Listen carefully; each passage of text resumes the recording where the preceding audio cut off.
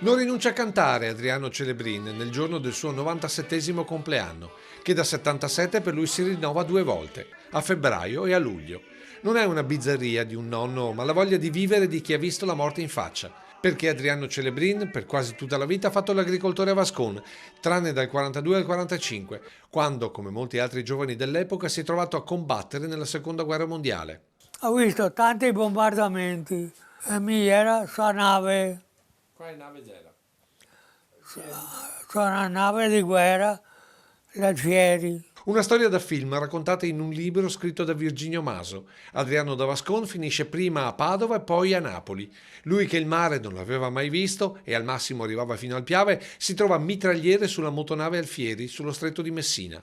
Un presidio continuo tra attacchi dall'aria e quelli da sott'acqua, ma è quando la nave torna a Napoli che Adriano rischia di morire. Aggrappato ad un legno stava per andare a fondo quando le mani di 2 soldati tedeschi finiti in mare con lui lo prendono letteralmente dal coppino, sollevandogli la testa da sott'acqua. Se no se mi sapeva che altri e mi buttai a fondo. Perché dopo aver affondato la nave, gli aerei inglesi continuavano a mitragliare sul filo dell'acqua i naufraghi. E non ero buono di nuotare, vai bene.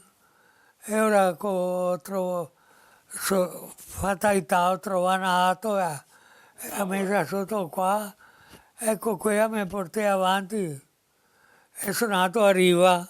Un vero e proprio inferno che Adriano ricorda da quel giorno con questo quadretto della sua motonave e una volta finita la guerra festeggiando il compleanno anche il 27 luglio, perché quel giorno ci confida, salvandosi dalle bombe, dalle pallottole, dall'annegamento, lui di fatto è nato un'altra volta.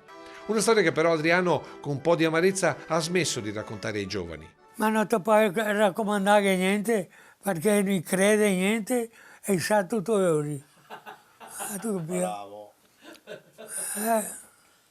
Invece non è così, bisogna provare e ora te vedi.